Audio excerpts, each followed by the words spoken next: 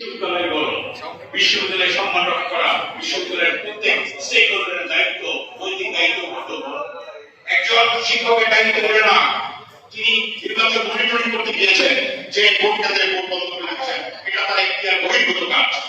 এবং প্রত্যেক কেন্দ্রে আমি গতকালকে সাংবাদিকদের বলেছি যে আমরা যেখানে 482টা ব্যালট দেওয়ার কথা সেখানে 500 ব্যালট দিয়েছি। বাংলাদেশের নির্বাচন এগিয়ে হয় রাউন্ড ফিগার বই দেওয়া হয় রাউন্ড। সুতরাং কেউ যদি মনে করেন অতিরিক্ত ব্যালটগুলো বিনষ্টকৃত ব্যালটগুলো আমাদের কাছে নির্দিষ্ট সব রেকর্ড আছে, লিপিবদ্ধ আছে। সুতরাং বিশ্ববিদ্যালয়ের সম্মান, আপনার ব্যক্তি চরিতার্থ, আপনি ভবিষ্যতে কি পাবেন সেটার আশায় একটি মিডিয়ায় যে বিশ্ববিদ্যালয়ের সম্মান হানি করছেন, আমি অত্যন্ত বিনীতভাবে আপনার যারা এই কাজগুলো করছেন তাদের প্রতি অনুরোধ রাখবো। জাহাঙ্গীর নগরে যে ইলেকশন হয়েছে, এই বাংলাদেশে এই পর্যন্ত স্বাধীনতার পরে, যত স্বাধীনতা সংগ্রামের পরে 1971 সালের পরে যত শিক্ষার্থী সংসদ নির্বাচন হয়েছে, যে কোনো নির্বাচনের চেয়ে এই নির্বাচনগুলো অধিকতর গ্রহণযোগ্য হবে।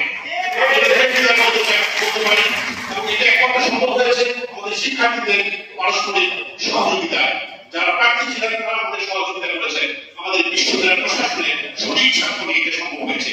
আমি একই সাথে রাষ্ট্রদলের প্রতি কৃতজ্ঞতা প্রকাশ করতে চাই, যারা স্বরাষ্ট্র উপদেষ্টা থেকে শ্রদ্ধেয় স্বরাষ্ট্র উপদেষ্টা থেকে যারা আমাদেরকে সহযোগিতা করেছেন এই রাষ্ট্র নির্বাচনকে সুসম্পন্ন করার জন্য, পুলিশ প্রশাসন, বিজেপি, আনসার, সকলকে আজকে আপনাদের মাধ্যমে আমি তাদেরকে কৃতজ্ঞতা প্রকাশ করছি।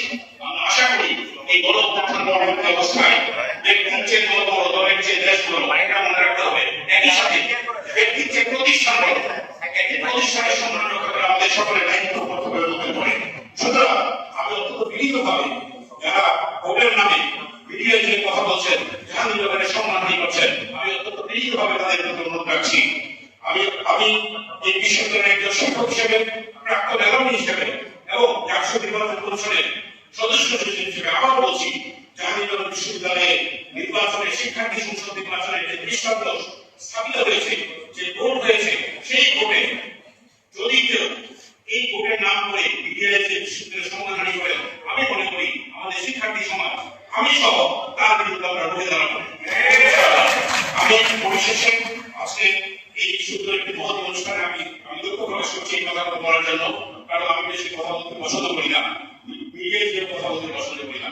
আমি চাই যে বিশ্ববিদ্যালয়ের যে দাবিগুলো ছিল গণ অভ্যুত্থান পরবর্তী অবস্থায়, আমাদের মাননীয় উপাচার্য আমাদেরকে নির্বাচন কমিশনকে একটি দায়িত্ব দিয়েছিলেন নির্বাচন সুন্দরভাবে সম্পন্ন করার। আমি অত্যন্ত দৃঢ় চিত্তে বলতে পারি আমাদের উপর অর্পিত দায়িত্ব স্যার আমরা দৃঢ় চিত্তে সম্পন্ন করার সর্বোচ্চ চেষ্টা করেছি।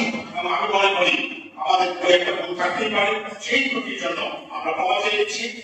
আজকের পর থেকে এই নির্বাচন নিয়ে যদি কেউ, আমার স্ট্যান্ড থাকবে এটা, যদি কেউ বিশ্ববিদ্যালয়ের সম্মানহানি করে আমরা সম্মিলিত ভাবে তার প্রদেশ করবো। আমি নেতৃত্বের কনসার্ন পাচ্ছি, আমরা সম্মিলিত এই কথাটা বলে আমরা সবার আগে জাহাঙ্গীর দেবো এবং জাহাঙ্গীরনগর বিশ্ববিদ্যালয়ে জয় হয়েছে এই নির্বাচনে আমাদের শিক্ষার্থীরা সেই কাজে আমাদেরকে সহযোগিতা করেছে।